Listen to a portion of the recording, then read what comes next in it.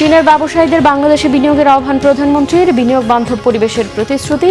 দেশটিতে বাংলাদেশের বিনিয়োগ কার্যালয় খোলার ঘোষণা। স্কটল্যান্ডকে উড়িয়ে গ্রুপ সেরা ব্রাজিল। ভিনির জোড়া গোল। নেইমার মাঠে ফেরায় স্বস্তি। সাম্বা জ্বরে কাঁপল মায়ামি থেকে ঢাকা। সরকারি ও বেসরকারি খাতে সেবা নিতে গিয়ে গত বছর ঘুষ লেনদেন হয়েছে 12,633 কোটি টাকা। সবচেয়ে বেশি হয়েছে ভূমি খাতে। টিআইবির জাতীয় খানা জরিপের তথ্য। ভেনেজুয়েলার কারাকাসে 2 দফা শক্তিশালী ভূমিকম্প। 32 জনের মরদেহ উদ্ধার। আহত 7 শতাধিক। প্রাণহানি 10,000 ছাড়ানোর সংখ্যা। ইউএসজিএস এর জাপানে। দেখছিলেন ক্রাউন সিমেন্ট সংবাদ শিরোনাম। এবারে বিস্তারিত। প্রধানমন্ত্রী তারেক রহমান বলেছেন, বাংলাদেশ ব্যবসার জন্য উন্মুক্ত, ভবিষ্যতের জন্য প্রস্তুত এবং চীনের সঙ্গে আরও গভীর শিল্প অংশীদারিত্ব গড়ে তুলতে আগ্রহী। বেজিংয়ে চীনা ব্যবসায়ীদের সাথে এক সম্মেলনে যোগ দিয়ে এমন মন্তব্য করেন তিনি। এ সময় বাংলাদেশে বিনিয়োগের জন্য চীনের ব্যবসায়ীদের প্রতি আহ্বানও জানান প্রধানমন্ত্রী। চীন সফরের চতুর্থ দিন বৃহস্পতিবার সকালে বেজিংয়ের দিয়াও ওয়াইতাই হোটেলে চীনের ব্যবসায়ীদের নিয়ে বাংলাদেশি ইনভেস্টমেন্ট ফোরাম শীর্ষক সম্মেলন আয়োজন করে বাংলাদেশ বিনিয়োগ উন্নয়ন কর্তৃপক্ষ। এতে প্রধান অতিথি হিসেবে যোগ দেন প্রধানমন্ত্রী তারেক রহমান। বাংলাদেশে আন্তর্জাতিক বিনিয়োগের পথ সুগম করা হবে জানিয়ে তিনি বলেছেন, আন্তর্জাতিক পুঁজি সংক্রান্ত কার্যপ্রণালী ঢেলে সাজাতে 180 দিনের একটি কর্মপরিকল্পনা বাস্তবায়ন করছে সরকার। এ সময় চীনা বিনিয়োগ সহজ করতে বাংলাদেশে একাধিক শিল্পাঞ্চল ও অর্থনৈতিক অঞ্চল এবং চীন বিনিয়োগ কার্যালয় প্রতিষ্ঠা করা হবে বলেও জানান সরকার প্রধান। সম্মেলনে চীনের 125 জন ব্যবসায়ী অংশ নেন। Bangladesh is undergoing a monumental economic and governance transformation. We are at a critical point of our journey, and I clearly say that Bangladesh is open for business. We are inviting Chinese companies to extend their value chain into Bangladesh. We can help Chinese companies serve global markets while benefiting from growing large domestic demand. To demonstrate our commitment, my government has taken up a rigorous 180 days action plan. দর্শক, এই মুহূর্তে চীনের রাজধানী Beijing এর রয়েছেন আমাদের chief reporter Jahangir আকন্দ, যুক্ত হচ্ছে তার সঙ্গে। জাহাঙ্গীর, আজকে বেইজিং এ প্রধানমন্ত্রীর আর কি কি কর্মসূচি রয়েছে আমাদেরকে বিস্তারিত জানান। আর কিছুক্ষণ পরেই চীনের প্রধানমন্ত্রীর সাথে বৈঠক করবেন বাংলাদেশের প্রধানমন্ত্রী তারেক রহমান, এবং সেই বৈঠকে বেশ কয়েকটি চুক্তি এবং অনেকগুলো সমঝোতা, 15টির মতো সমঝোতা স্মারক সই হবে বলে কিছুক্ষণ আগে সংবাদ সম্মেলনে জানিয়েছেন প্রধানমন্ত্রী উপদেষ্টা মাহাদি আমিন এবং পররাষ্ট্র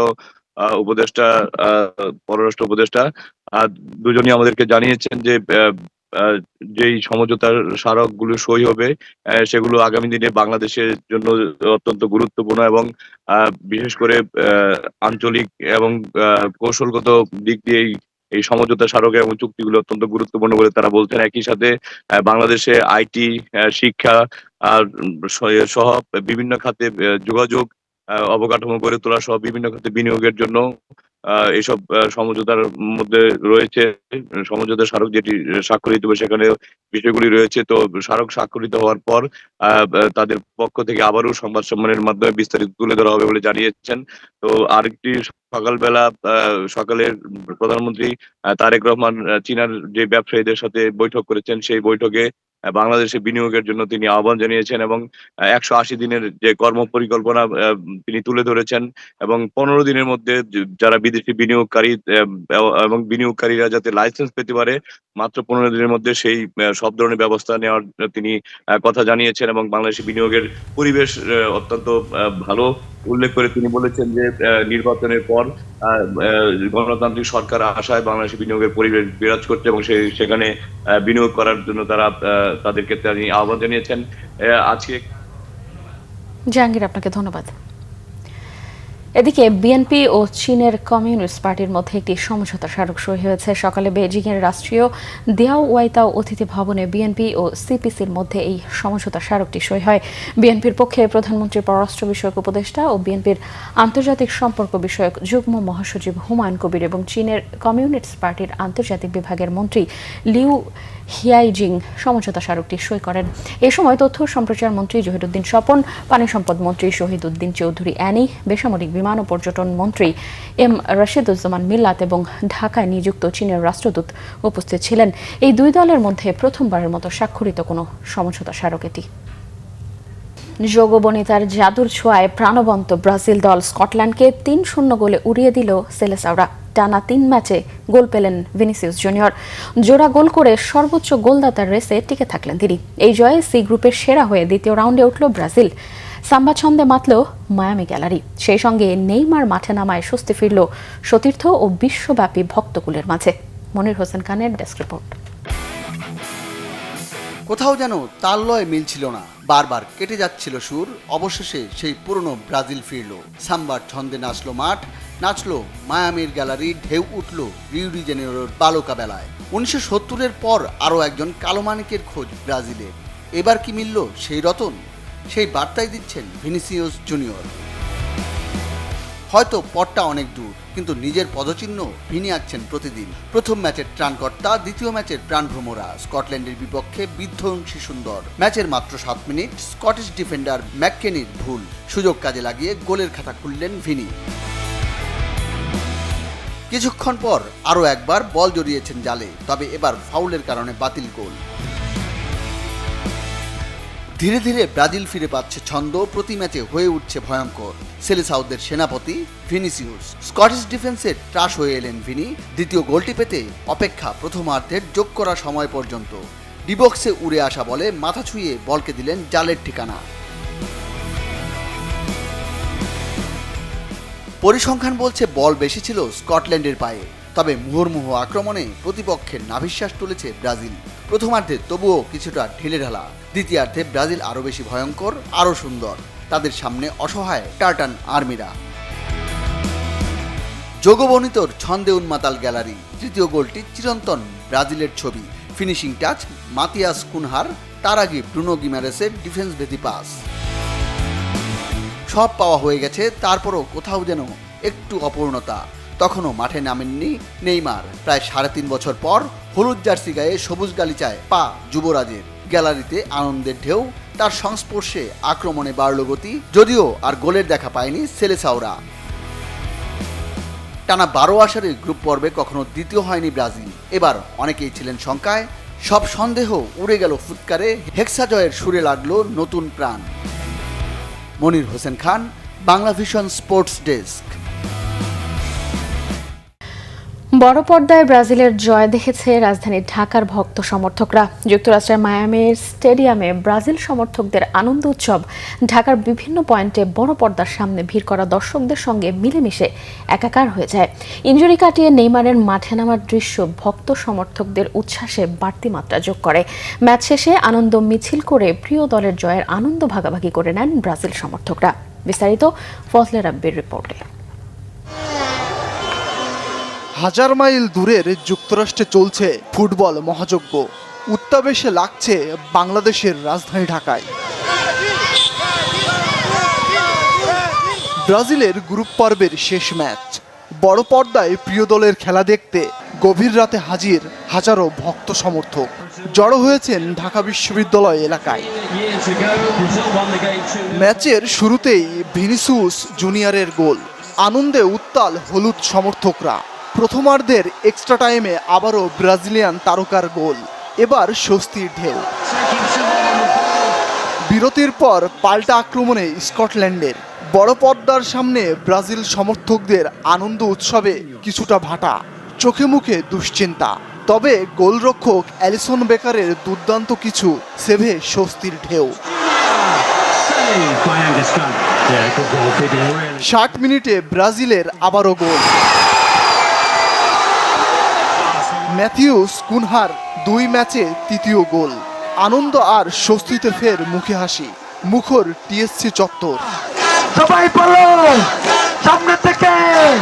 খুব সুন্দর অনুভূতি, এরকম অনুভূতি বিগত ম্যাচে হয়নি। যদিও আমরা একটু টেনশনে ছিলাম, বাট ব্রাজিলের যে ছন্দটা যতটুকু আমরা আশা করেছিলাম আমরা ফুলফিল। নেইমারকে মাঠে দেখছি, আমাদের অনেক ভালো লাগছে। মাইন্ড ব্লোয়িং বলতে গেলে 70 মিনিটের পরে নেইমার নামার পরে যে ক্রেজ, এটা মাইন্ড ব্লোয়িং, এটা ভাষায় বলার মতো না। 981 দিন পরে নেইমার নেমেছে মাঠে। আশা করি আমরা এখন মনে হচ্ছে মিশন হেক্সা, আমরা আমাদের আসল রূপে ফিরে এসেছি। আবার দ্বিতীয়বারের মতো যে ব্রাজিল এরকম ভাবে জিতবে, মানে খুব ভালো লাগছে। ম্যাচ শেষে জয়ের আনন্দে ব্রাজিল সমর্থকরা ছোটেন বিজয় মিছিলে। বাদ্যযন্ত্রের তালে তালে পতাকার ঢেউয়ে তারা জানান দেন প্রিয় দলের প্রতি অকৃত্রিম ভালোবাসা। ফজলে রাব্বি, বাংলা ভিশন, ঢাকা। কথা রাখলেন কোচ কার্লো আনচেলত্তি। 981 দিনের অপেক্ষার প্রহর পেরিয়ে ব্রাজিলের জার্সিতে মাঠে ফিরলেন নেইমার। 34 বছরের ব্রাজিলিয়ান ফুটবল সেন্সেশন মাঠে 76 মিনিটে নামার সঙ্গে সঙ্গে গ্যালারিতে উপস্থিত ব্রাজিল সমর্থকদের করতালি আর উচ্ছ্বাসে মুখরিত হয়ে ওঠে ফিলাডেলফিয়ার লিংকন ফিনান্সিয়াল ফিল্ড স্টেডিয়াম। কারণটাই সঙ্গত, নেইমার যে শুধু একজন ফুটবলার নন, ব্রাজিল সহ বিশ্বব্যাপী সমর্থক এবং ফুটবল প্রেমীদের কাছে একটি আবেগের নাম। শহীদ খানের ডেস্ক রিপোর্টে বিস্তারিত। যুক্তরাষ্ট্রের ফিলাডেলফিয়ায় বাংলাদেশ সময় আজ ভোর 4টায় শুরু হওয়া ম্যাচে শুরুর একাদশে নেইমারকে দেখতে পায়নি গ্যালারিতে উপস্থিত ব্রাজিল সমর্থকরা। তখন থেকেই অপেক্ষার প্রহর শুরু, যার শেষটা হয় ম্যাচের 76 মিনিটে কোচ আনচেলত্তির কথা রাখার মধ্য দিয়ে। আগের দিন সংবাদ সম্মেলনে নেইমারের খেলার নিশ্চয়তা দেওয়া এই ইতালিয়ান স্কটল্যান্ডের বিপক্ষে ম্যাচের তৃতীয় গোলদাতা ম্যাথিউস কুনিয়াকে উঠিয়ে নেন। 981 দিন পর জাতীয় দলের হলুদ জার্সিতে ম্যাচ খেলতে নামলেন ব্রাজিলের ফুটবল ইতিহাসের সর্বোচ্চ গোলদাতা। দীর্ঘদিন পর প্রিয় তারকাকে মাঠে নামতে দেখে উচ্ছ্বাসে ফেটে পড়ে লিংকন ফিনান্সিয়াল ফিল্ড স্টেডিয়ামের গ্যালারিতে হাজির ব্রাজিল সমর্থকরা। সবশেষ ডান পায়ের কাফ ইনজুরি কাটিয়ে নেইমারের বহু প্রতীক্ষিত এই প্রত্যাবর্তন শুধু একটি ম্যাচে অংশ নেওয়া নয়, বরং ইনজুরি, হতাশা আর দীর্ঘ অনুপস্থিতির পর এক আবেগঘন অধ্যায়ের সমাপ্তি যেন। এই ম্যাচে মাঠে নেমে নতুন ইতিহাসও গড়েছেন নেইমার। টানা চতুর্থ ফিফা বিশ্বকাপে অংশ নেওয়া খেলোয়াড়দের বিশেষ তালিকায় নাম লিখিয়েছেন 34 বছরের ব্রাজিলিয়ান ফুটবল সেন্সেশন। যদিও মাঠে সময় পেয়েছেন অল্প, তবুও তার প্রত্যাবর্তনই ছিল ম্যাচের অন্যতম বড় আকর্ষণ। ম্যাচ শেষে আবেগ ধরে রাখতে পারেননি নেইমার। ব্রাজিলের হয়ে 130 ম্যাচে সর্বোচ্চ 79 গোল করা এই ফরোয়ার্ড শেষ বাঁশি বাজার পর কান্নায় ভেঙে পড়েন। দীর্ঘ সংগ্রামের পথ পেরিয়ে জাতীয় দলে ফেরার অনুভূতি স্পষ্ট ছিল তার মুখে। এ সময় সমর্থকরা আবেগ আপ্লুত হয়ে পড়েন। পরে অবশ্য স্ত্রী কন্যার সঙ্গে মাঠের পাশে দেখা হওয়ার পর সেই আবেগঘন মুহূর্ত হাসিতে রূপ নেয়। নেইমারের ফেরার ম্যাচ ভিনিসিয়াস জুনিয়রের জোড়া গোল ও ম্যাথিউস কুনিয়ার লক্ষ্যভেদে 3-0 জয়ে উদযাপন করে রেকর্ড 5 বারের বিশ্ব চ্যাম্পিয়নরা। 3 ম্যাচে 2 জয় ও 1 ড্রয়ে 7 পয়েন্ট নিয়ে সি গ্রুপে চ্যাম্পিয়ন হয়েই সেলেসাওরা সরাসরি টিকিট নেয় নকআউট পর্বের। শহীদ খান, বাংলা ভিশন স্পোর্টস ডেস্ক। 2025 সালে সরকারি ও বেসরকারি খাতে সেবা নিতে গিয়ে 12,633 কোটি টাকা ঘুষ লেনদেন হয়েছে। এর মধ্যে ভূমি সেবা পেতেই বেশি আর এনজিও সহায়তা পেতে কম ঘুষ দিতে হয়েছে বলে জানিয়েছে ট্রান্সপারেন্সি ইন্টারন্যাশনাল বাংলাদেশ। বৃহস্পতিবার রাজধানীর টিআইবি কার্যালয়ে সেবা খাতে দুর্নীতি জাতীয় খানা জরিপ 2025 শীর্ষক সেমিনারে এসব তথ্য জানায় দুর্নীতি বিরোধী আন্তর্জাতিক এই সংস্থাটি। জরিপের ফলাফল প্রকাশ অনুষ্ঠানে টিআইবি জানিয়েছে গত 3 বছর 1,729 কোটি টাকারও বেশি ঘুষ লেনদেন হয়েছে। এদিকে টিআইবির নির্বাহী পরিচালক ইফতেখারুজ্জামান বলেন, সেবা পুরোপুরি ডিজিটালাইজ করতে হবে যেন সেবা গ্রহীতার সাথে সেবাদাতার প্রত্যক্ষ যোগাযোগের প্রয়োজন না হয় এবং অনলাইনে সেবা গ্রহণে উদ্বুদ্ধ করতে যথাযথ প্রচার চালাতে হবে। সব খাতের সেবাদানকারী প্রতিষ্ঠান ওয়ান স্টপ সার্ভিস চালু করতে হবে এবং তার প্রয়োগ নিশ্চিত করারও আহ্বান জানান তিনি। এ সময় দুদকে নতুন করে পুনর্গঠন করতে কাজে লাগাতে সরকারের সুদৃষ্টিও কামনা করেন। আন্তর্জাতিক প্রসঙ্গ। দক্ষিণ আমেরিকার দেশ ভেনেজুয়েলায় 2টি শক্তিশালী ভূমিকম্পে এ পর্যন্ত 32 জনের মরদেহ উদ্ধার করা হয়েছে। আহত 700-রও বেশি। হতাহতের সংখ্যা আরও বাড়তে পারে বলে শঙ্কা করা হচ্ছে। এদিকে ভেনেজুয়েলার ভূমিকম্পের কয়েক ঘন্টা পরেই জাপানের উত্তরাঞ্চলেও 7.2 মাত্রার ভূমিকম্প হয়েছে। মার্কিন ভূতাত্ত্বিক জরিপ সংস্থা ইউএসজিএস এর তথ্য অনুযায়ী বুধবার স্থানীয় সময় সন্ধ্যা 6টায় কারাকাস থেকে প্রায় 284 কিলোমিটার পশ্চিমে সান ফিলিপের কাছে 7.2 মাত্রার একটি ভূমিকম্প আঘাত হানে। এর মাত্রা মাত্র ৩৯ সেকেন্ড পর কারাকাস থেকে প্রায় ২৯৩ কিলোমিটার পশ্চিমে ইউমারাসের কাছে ৭.৫ মাত্রার দ্বিতীয় ভূমিকম্পটি আঘাত হানে। কারাকাসের কাছে উৎপত্তি হলেও ভূমিকম্প দুটির তীব্রতায় কেঁপে উঠেছে প্রতিবেশী কলম্বিয়া সহ বেশ কয়েকটি দেশ। ভূমিকম্পের কারণে শুধু ভেনেজুয়েলায় মৃতের সংখ্যা ১০,০০০ ছাড়িয়ে যেতে পারে বলে আশঙ্কা করছে মার্কিন ভূতাত্ত্বিক জরিপ সংস্থাটি। ভূমিকম্পে ক্ষতিগ্রস্ত ভবনগুলো ধ্বংসস্তূপের নিচে আটকা পড়াদের উদ্ধার করছে উদ্ধারকারী দলগুলো। শক্তিশালী ভূমিকম্পের আফটার শক ও সুনামির শঙ্কায় দেশজুড়ে জরুরি অবস্থা ঘোষণা করেছে ভেনেজুয়েলার ভারপ্রাপ্ত প্রেসিডেন্ট ডেলসি রদ্রিগেজ। বন্ধ করে দেওয়া হয়েছে দেশটির প্রধান আন্তর্জাতিক বিমানবন্দর। স্বরাষ্ট্রমন্ত্রী সালাউদ্দিন আহমেদ বলেছেন, দেশে বিদ্যমান আইন দিয়ে মাদক নির্মূল করা সম্ভব নয়, তাই আগামী কয়েকদিনের মধ্যেই সংসদে মাদক বিরোধী কঠোর আইন পাশের উদ্যোগ নেওয়া হবে। সচিবালয় স্বরাষ্ট্র মন্ত্রণালয়ের সম্মেলন কক্ষে আয়োজিত অনুষ্ঠানে তিনি এই কথা বলেন। মাদক ব্যবসার সঙ্গে জড়িত চক্রগুলোর সশস্ত্র গোষ্ঠী রয়েছে, কিন্তু মাদকদ্রব্য নিয়ন্ত্রণ অধিদপ্তরের আবিধানিক দলের পর্যাপ্ত অস্ত্র ও সক্ষমতা নেই। এই কারণে সংস্থাটির সক্ষমতা বাড়াতে সরকার কাজ করছে। মন্ত্রী আরও জানান, দেশে প্রায় ৮২ লাখ মানুষ কোনো না কোনোভাবে মাদক ব্যবহারের সঙ্গে যুক্ত, যা উদ্বেগজনক। এই সমস্যা সমাধানে সরকারের পাশাপাশি বেসরকারি উদ্যোগও প্রয়োজন বলে তিনি উল্লেখ করেন। মাদকদ্রব্যের অপব্যবহার এবং অবৈধ পাচার বিরোধী আন্তর্জাতিক দিবসকে সামনে রেখে ১৫টি মাদকাসক্তি নিরাময় কেন্দ্রে আর্থিক সহায়তার চেক দেয়া হয়। মেহেরপুরের গাংনী সীমান্তে ৭ জনকে পুশিনের চেষ্টা করেছে ভারতীয় সীমান্তরক্ষী বাহিনী বিএসএফ। তবে বিজিবির প্রতিরোধের মুখে এই চেষ্টা ব্যর্থ হয়। ভোরে উপজেলার শহরতলা সীমান্তে ১৪২ নম্বর পিলারে ৫ ও ৬ সাব পিলারের মাঝ দিয়ে ভারতের নদিয়া জেলার বজ্রনাথপুর বিএসএফ ক্যাম্পের সদস্যরা তাদের পুশিনের চেষ্টা করে। এই সময় বিজিবি ও গ্রামবাসীর প্রতিরোধের মুখে পুশিন হওয়া ব্যক্তিরা সীমান্তের কাঁটাতারের পাশে একটি বাঁশবাগানের নিচে অবস্থান নেয়। শহরতলা গ্রামের বাসিন্দা হাবিবুর রহমান জানিয়েছেন, সীমান্ত দিয়ে বিএসএফ ৭ জনকে পুশিনের চেষ্টা করলেও গ্রামবাসী ও বিজিবি সদস্যরা পাহারা দেয় তারা বাংলাদেশ সীমান্তে ঢুকতে পারেনি। বর্তমানে তারা সীমান্তের মাঝে অবস্থান করছে। তাদের ফেরত নেয়ার বিষয়ে বিএসএফ এর সাথে যোগাযোগের চেষ্টা চলছে বলে জানিয়েছে শহরতলা BGB camp commander Ayub Ali. সংবাদ শেষ করব ক্রাউন সিমেন্ট শিরোনামগুলো আরও একবার জানিয়ে। চীনের ব্যবসায়ীদের বাংলাদেশে বিনিয়োগের আহ্বান প্রধানমন্ত্রীর। বিনিয়োগ বান্ধব পরিবেশের প্রতিশ্রুতি। দেশটিতে বাংলাদেশের বিনিয়োগ কার্যালয় খোলার ঘোষণা।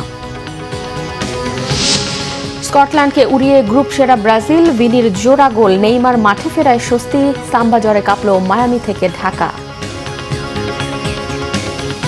সরকারি ও বেসরকারি খাতে সেবা নিতে গিয়ে গত বছর ঘুষ লেনদেন হয়েছে ১২,৬৩৩ কোটি টাকা। সবচেয়ে বেশি হয়েছে ভূমি খাতে। টিআইবির জাতীয় খানা জরিপের তথ্য। ভেনেজুয়েলার কারাকাসে ২ দফা শক্তিশালী ভূমিকম্প। ৩২ জনের মরদেহ উদ্ধার। আহত ৭ শতাধিক। প্রাণহানি ১০,০০০ ছাড়ানোর শঙ্কা। ইউএসজিএস এর জাপানের ভূমিকম্প। দর্শক, এই ছিল এখনকার মতো। পরের সংবাদ বিকেল ৪টায়। এর আগে দুপুর ৩টায় রয়েছে নিউজ টপ 10 দেখার আমন্ত্রণ রইল। এছাড়া বাংলা ভিশন সংবাদ ও সংবাদ সংশ্লিষ্ট অনুষ্ঠান দেখতে ভিজিট করুন www.bbnews24.com ও facebook.com/banglavisionnews এবং সাবস্ক্রাইব করুন youtube.com/banglavisionnews। এতদিন সঙ্গে থাকায় ধন্যবাদ।